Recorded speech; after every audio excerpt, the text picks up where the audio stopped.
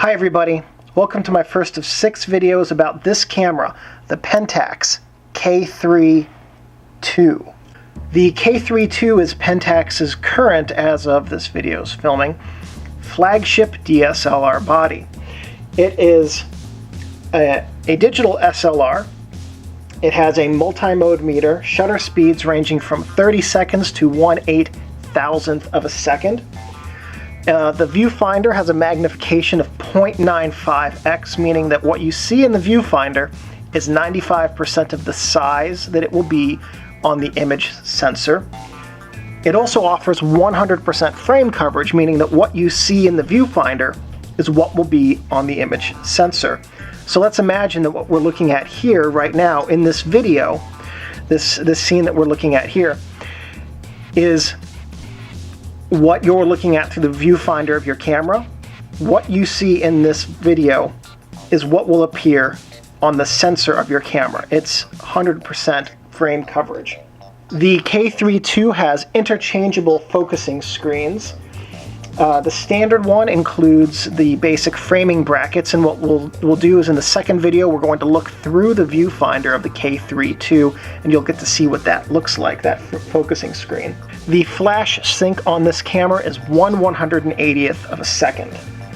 The target market for the Pentax K-3 II is the prosumer and professional user. The K-3 II is an exceedingly advanced camera. Its user-oriented interface has quick access for common functions. That's a fancy way of saying there's a lot of buttons on it that take you directly to things that you want to do. It is the first ever Pentax camera with pixel shift resolution, and we'll talk a little bit more about pixel shift resolution in a minute in this video.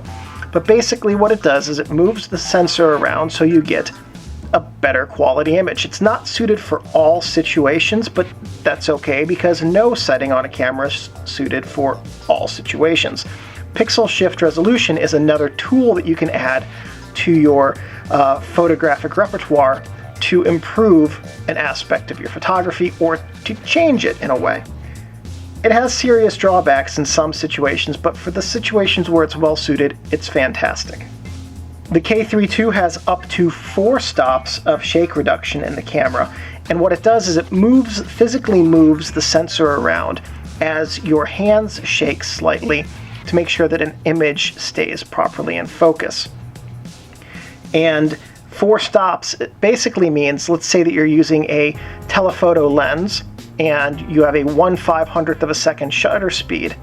Well, 4 stops theoretically means that you could get the same amount of image shake with shake reduction at 1/30th of a second as you would at 1/500th. In practical application, that doesn't work quite that well, and it also depends on the type of lens. If you have a telephoto lens, you get a little bit less shake reduction than you do if you have a standard or wide-angle lens. But at any rate, given situations and lens types and things like that, you can get up to 4 stops of shake reduction with the camera's shake reduction system. The camera has excellent build quality with a single-piece magnesium alloy chassis. That's a feature in and of itself that, if it exists in other manufacturers' cameras, doesn't exist until you get to the very high-level cameras. This is an incredibly affordable camera for having a single-piece metal chassis. That means that it's got very rugged construction. It can withstand almost anything that you want to throw at it. It's weather sealed, so dust, drizzle, things like that, not a problem. If you're out hiking and you bang it into a rock or a tree, not really too much of a problem. I've done that with my Pentax DSLRs before, and they withstand it pretty well. Actually, my K-3 I dropped 4.5 feet onto a tile floor with my 31mm FA limited lens on it. Both were just fine. I did that with another maker's camera once, and suffice to say that camera was not fine. So they have really good build quality, and that's something that just runs throughout the range of Pentax offerings. The K-3 II is produced by Pentax, which is Ricoh Imaging. Ricoh is the owner of Pentax in the Philippines, and production started in 2015, not too long before this video was made, so right now it's ongoing. It was preceded by the K-3, which, fun fact, is the camera I'm using to record this video here right now. Well, the primary shot of this video. It was produced concurrently with the 645Z, or Z if you're in some parts of the world, the KS2 and the K3, and also the full frame, which is set to go into production shortly. And it is still in production, so there's nothing to follow it. So if you have your Pentax K3 II, feel free to grab it. We're going to go through all of the buttons on it. I'm going to tell you what they are. In the second video, I'm going to tell you how to use the camera in general, in a basic sense. Starting in the third video, we're going to get really into depth into how to use the camera, and we will go through everything on this camera, and I will tell you how to use everything on it and what it does for your photography.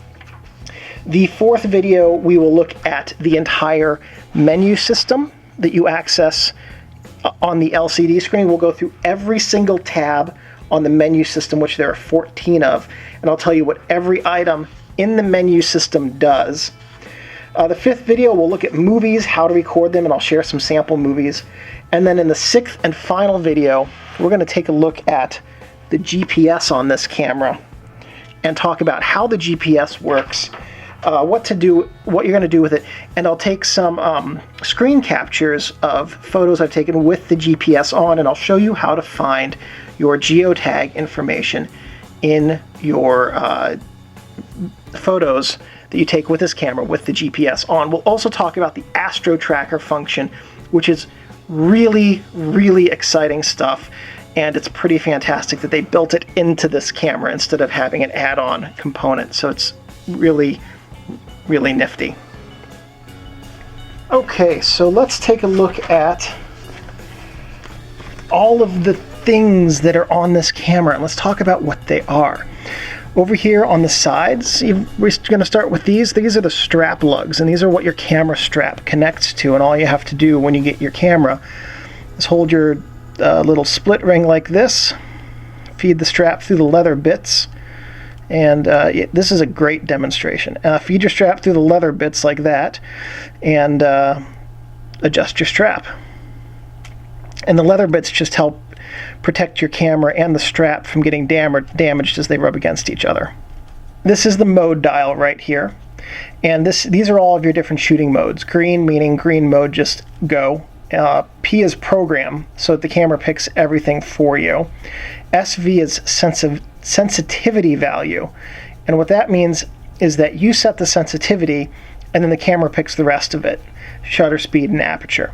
TV is time value, meaning you set the shutter speed and the camera picks the rest of it, aperture value and sensitivity. If you have it set in auto sensitivity, that is, the camera will pick it for you.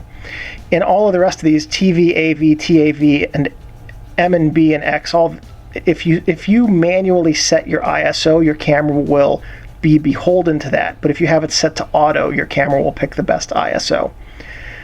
AV is aperture value, meaning you set the aperture and then the camera will pick the shutter speed. TAV is called time and aperture value, and what you do is you set your shutter speed and your aperture, and then your camera figures out what sensitivity you need to shoot at in order to get a proper exposure. M is manual. For full manual, you have control over everything and the camera will do what you say regardless of whether or not the image is going to turn out. B is bulb, meaning that depending on how you set it, and we'll see this in the fourth video, whether you hold down the shutter button or press it and come back and press it a second time, the shutter stays open. And that's good for long exposure, darkroom flash photography, where you have a pitch black room and you want to trigger a flash to achieve different effects, or light painting. If you've ever seen somebody do those orbs of sparks on the beach, that type of photography benefits from bulb. X is flash sync, and what that means is that the camera will trigger the flash. It will trigger the flash in these other modes as well, but with these other modes, it doesn't govern the shutter speed at the flash sync of 1/180th. With X, it will allow you to use the flash at 1/180th and slower shutter speeds. These are your 3 user modes, so you can select different custom settings and then program them into the camera. So what you could do is you could say, I've got a user 3. That's going to be my kid's soccer game. So I know that I want to have a large aperture, a high sensitivity, like a 3200 ISO, and a fast shutter speed. So I'm going to program that into U3. Well, for U2, I want to do landscape photography. So I know that I want to have settings you typically use for landscapes into that, so it brings them up by default, and then you have fewer adjustments to make. Or you could use them for even different things that I didn't think of. That's just 2 examples. It basically allows you to set custom settings and then bring them back up later in the future. This little button on the top here is the button that will unlock the dial to turn if you have it locked. So you can see that there's a little lock and then no lock here, and a slide that goes back between them. If you unlock it, you can spin this freely, but if you lock it, you have to push the button down to spin it. This little white line here is your index telling you which mode you're set to. Here's your flash hot shoe with a cover. This looks like a pop-up flash, but it's not. It's the housing for the GPS. Here we have the LCD screen, and this is your top LCD screen, and it's going to tell you a lot of your different functions and basically give you most of your exposure and shooting information when the camera's actually turned on, which I guess we could do right now. You can see how it looks. Tells you the battery, what metering mode you're in, your aperture, your shutter speed, which of your SD cards you're using, things like that. This is your exposure compensation button, and what it allows you to do is to adjust your exposure so that if you have a very contrasty setting, you can intentionally over or underexpose your image to compensate for it. This is your ISO button. It allows you to select your sensitivity. Here is the on-off button, and it allows you to switch from off to on to optical preview, and that optical preview is the default. In one of the in the menu video, video 4, you will see how to adjust this so that does a different function, and there's a few to choose from. But optical preview basically means whenever you shoot with this, your aperture is wide open. But if you stop down to f5.6, the optical preview shuts your aperture so you can get a depth of field preview. It's the same thing as the old depth of field preview. Then here's your shutter release button right here. This white line right in the middle, that is your power indicator button, and that lets you know whether or not you have power to the camera. So off, on, or optical preview. Okay, that all makes sense. And let's take a look at all of the different things that are on the front of the camera. Here is the front selector wheel. It's a wheel that allows you to select things, and it's on the front, so that's why it's called the front selector wheel. Here we have the self-timer and remote indicator, and this flashes when the self-timer is counting down, and it also flashes in video mode if you're using the remote control and the camera's not recording. It's also the autofocus assist light. So if your camera doesn't have enough light to adjust to autofocus properly, this will illuminate to give the setting enough light for the autofocus to work. Here we have the lens mounting index dot, and we'll see what this does in the second video when I show you how to mount and unmount lenses. This is the lens locking pin right here, and when you push down the lens release, you can see that the locking pin and also autofocus screw retract into the body. This silver flange is the lens mount. Above it right here is the microphone that your camera uses to record. I believe it's one of the microphones at any rate. Here is the shutter box, and you can see there's a little clip right there. That's what, and I'll show you in the second video how to change your focusing screen, and that's what will we'll use to change it. So over here we have the autofocus mode selector between autofocus and manual focus. In autofocus now you can use the AF mode button to select autofocus continuous, autofocus single servo, or autofocus auto. Those modes we'll talk about a little bit more when we talk about the autofocus modes in the second or third video. This is the raw FX button. It has a couple of different functions and we'll talk about those in a later video. This is the flash PC port cover, and it's a good idea not to lose this little doohickey if you can avoid it, because I don't know if it's easy to replace or not. But that's your flash PC port that you can plug a flash cable into, and this little doohickey protects it when you don't have a flash. This button up here is the GPS button. This is what you would use to turn your GPS on and off. Right here under this little hidden spot is the headphone jack, and it's really useful if you're doing video. You can plug in headphones to hear exactly how the audio is going to sound. You don't have to use the silly little on-camera speaker. The headphone jack will allow you to get better quality audio. Even if you just have earbuds, it's still better than the on-camera speakers. This is the microphone jack right here, and this is what you would plug an external microphone into, which is a good idea. If you're shooting video, the mics on these are not the best just in terms of ambient sound quality. They really pick up a lot, just by the nature of having a small mic on a DSLR. If you're more than a few feet away from it, you're not going to pick up anything. In fact, I even use an off-camera mic when I record these videos, because the sound quality difference is significant.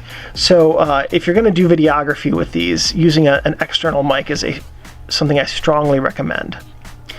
Underneath this cover right here, we have 3 ports. We have your DC in, which is your power connection if you plug it into a wall socket, your HDMI port, so you can plug it into a TV and do play the movies straight from the camera, or play a slideshow to a TV. This is not a tethering function.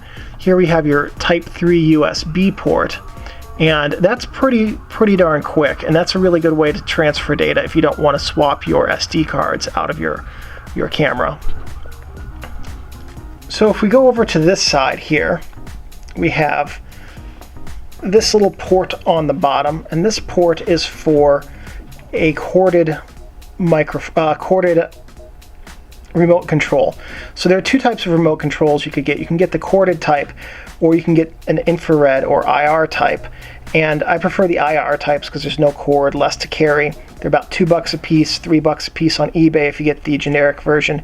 And that's a good thing to do. Just buy them by the dozen and be prepared to have them break quickly or lose them, because it happens all the time.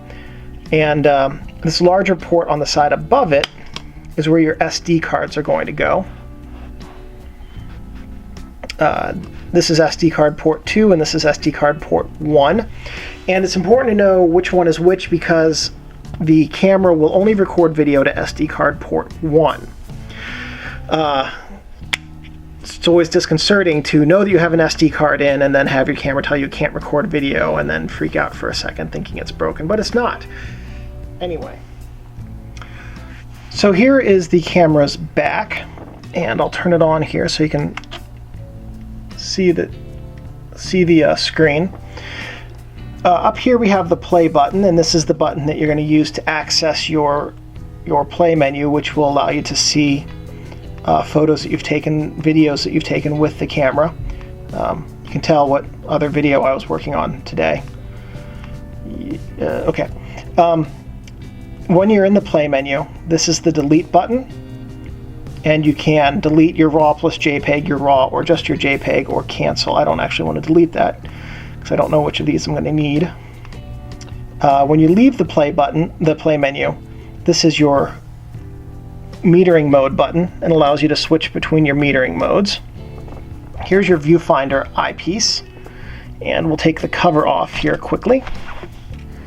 And here is your diopter adjuster. This allows you to adjust the diopter of your viewfinder pretty radically. to, if you have a weak glasses prescription, you can fine-tune the diopter adjustment to allow you to not have to use glasses. Or if you're shooting with extremely fast lenses wide open, sometimes the viewfinder's not perfectly in place, or the flange isn't perfect, just a way that cameras can be. So this will allow you to adjust your diopter so that your focus in the viewfinder is exactly the same as what's on the image sensing plane. This red button right here is your live view button, and it takes you into live view, which right now is spectacular with the lens cap on. What an exciting live view. But you can see here all of the different information that is available on the live view screen. Modes and shooting modes, shake reduction, battery power, basically all the vitals that you would need for your shooting. This is the rear command control wheel, rather, and it's called that surprisingly because it is on the back, the rear of the camera, and it's a wheel and it controls things. This is the autofocus button, and this is the auto exposure lock button, and we'll talk about what those buttons do in the third video. This is the switch that allows you to switch between still imagery and video imagery. And I will say I really like the interface that they did here with the video and still on the K3 series with that switch. I think it's a lot better than having video be a shooting mode, and I certainly hope that that sticks around for future cameras. This is the white balance button, and it takes you into the white balance menu. You can exit it by hitting OK. This is your drive mode button, which allows you to change your camera's drive mode, and in the third video we will talk about what every single one of those drive modes does. Same thing with what all of the different white balances are. Here we have the different color spaces and the color parameters, and what we'll do is in the third video again we'll talk about what each of these are, and then down here we have different flash settings, but it doesn't work if you're not in flash mode. So it brings up a menu that allows you to select a couple of different types of flashes, flash settings specifically. And because this doesn't have an on-camera flash, it has a few fewer settings than the K3 does. Here's the info button. The info button brings up a screen, just an information screen to tell you what a lot of your core functions and settings are from the home screen. So you can scroll around and you can make quick changes here to turn different functions on and off, and including their new pixel shift function, which is pretty spiffy. And you can see here, watch what happens with the pixel shift, how much more data each of the raw files for the pixel shift takes. Goes from 448 to 112. Those pixel shift raw files are huge. They're about 110 megs a piece. You need a lot of computer to a lot of hard drive to store them if you're going to shoot in pixel shift mode. After you've adjusted your one or however many settings on here, you can click info again to get out of it, and it brings up your status screen options. This is the only way to get into this menu, is by hitting info twice. Status screen, or electronic level if you're out shooting at night or something like that and you just want to make sure your computer, or your camera rather, is level. This is the one to use. Display off, again, so if you're shooting at night you can turn off your display to save battery power and to make sure that it's not causing excess light to get into your long exposures. And it's also then not turning on. You just have to hit info twice to get into it. Here, I'll show you. Turn off your display. You have to hit info to get to your menu, and then back to this to turn it back on. And then your electronic compass. And your compass is a really good tool for astrophotography and geocaching and things like that. So basically, if you need to know where you are in your world, the compass is linked to your GPS as well. So all of this data will populate if your GPS is on, which mine's not right now because we're indoors and the GPS doesn't really work inside. But the compass portion of it will work without the GPS. Go back to the status screen. This is your button that allows you to switch between your memory cards when you're in the play menu. So the only way to switch memory cards is to pull out the one that you don't want to shoot with, turn your camera back on.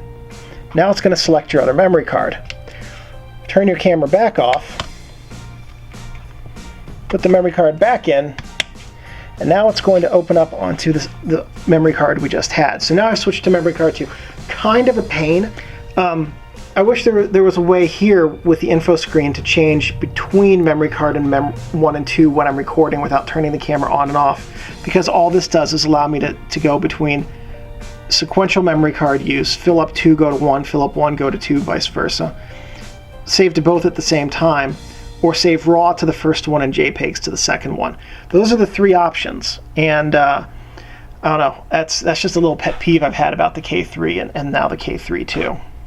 So that's everything on the back. Let's take a look at the bottom. So here we are on the bottom of the camera, and we've got some different markings that we need to have over here for stuff. These are guide pin connections, these 3 holes for the battery pack. This is the tripod bushing, serial number over here, and this is your battery compartment, which you open up by flipping that down and opening the door, and then the battery just pops right out like that. And it uses the standard flagship battery that Pentax uses in their cameras. These are the electrical contacts for the battery pack. A little bit hard to get to, but that's because the plug is weather sealed. And this is how the battery pack talks to your K3 II. It uses the same battery pack, BG5 I believe it is, as the K3. And lastly, whenever we do one of these, we take a look at the inside of the camera as well. Well, I can't really do that because all that's inside here is lots of computery bits, and I'm not going to take the camera apart. So suffice to say, that's everything that's outside. Inside, it's processors and gnomes that run the processors. Let's see. Special features about this camera. So the Pentax K3 II has an electronic level that can be used in zero light. Yes, in zero light settings. You can also turn it on so that it displays in the sides of your live view, which I have here, so you can see what it looks like. So you can see the red flashing lines over here. In live view, it's telling me what my level is as well. And again, same use is as when you're using the level function that's built into the camera. The one that takes up the entire screen is a little bit easier to read than the one that's in live view. The camera's in-body image stabilization works on any lens that you can mount to the front of it, so that it doesn't have to be an image stabilized lens. It doesn't have to be a Pentax lens. It could be Samyang, Tamron, an ancient third-party lens like a Sears brand or something like that, that you've gotten in K-mount. Even the old Pentax SMC lenses or an M42 lens with an adapter. The point is, if you can mount it to the front of your camera, you've got image stabilization because the camera has image stabilization built into the body. The last special feature of this camera is the built-in GPS, which we'll take a good look at in the 5th video, that allows you to geotag your images when they're taken so you can find them later if you want to go back and map out your trip or place them on something like Panoramio or just make them searchable. It's also good for the astrophotography because with the image stabilization and the astro tracker, as stars move through the sky, your camera will move your sensor along with them so you get nice shake-free stars for up to 5 minutes, which is the maximum amount of travel that the sensor has built into it. So a couple things not to do with your camera. Don't touch the shutter. When you look inside of your camera's body, you can see the mirror. There's a shutter behind it. Don't try to get to it. Don't touch it. Don't touch the mirror. Touching the mirror is a good way to remove the surface-coated silver from it and make it harder for your camera to focus and harder for you to focus and see through the viewfinder. Touching the shutter is a good way to jam up the shutter and brick an otherwise perfectly good camera. Don't touch the sensor behind the shutter and mirror. Let's take a look at the sensor here. There's the sensor, so definitely don't touch that, especially with your fingers. I mean, you can clean them if you need to, but that's not even something that most camera shops recommend doing on any kind of regular basis. Don't leave your camera and lenses in your car. In addition to that being a really great way for your gear to get stolen, it's also a really great way your gear to be ruined by heat.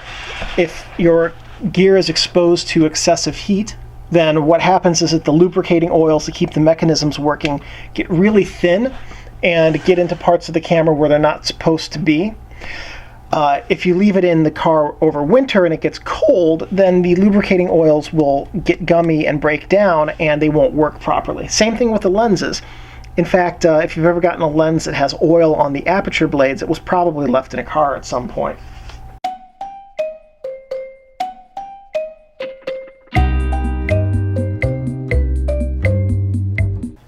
Hey everybody, and welcome to my first of just a ton of videos on the Pentax K-3 II. This is a long script. Okay, outline. This is a long outline. And I'm missing a page. There's a page. Okay. Someday I'll figure out how to do these. Okay. Hi everybody, and welcome to my first of 5? Is it 5? Okay. I'm ready to start now for real. This is for plugging in a flash cable if you're going to plug in a PC cable to your flash. PC doesn't mean personal computer. It's not something that allows you to connect your camera to the computer. Oh, come on, get over here. It's not something that allows you to connect your camera to the personal computer. And let's see now if I can get it back in. Really easy to lose. Also, I'll tell you, really, okay.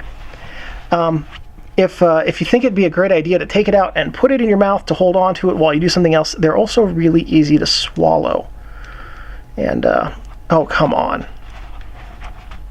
And if you do that, they're just, oh, come on. And if you swallow them, it's just gone. Really, you don't want to try to find it, I promise. Oh, really? Come on, get in here.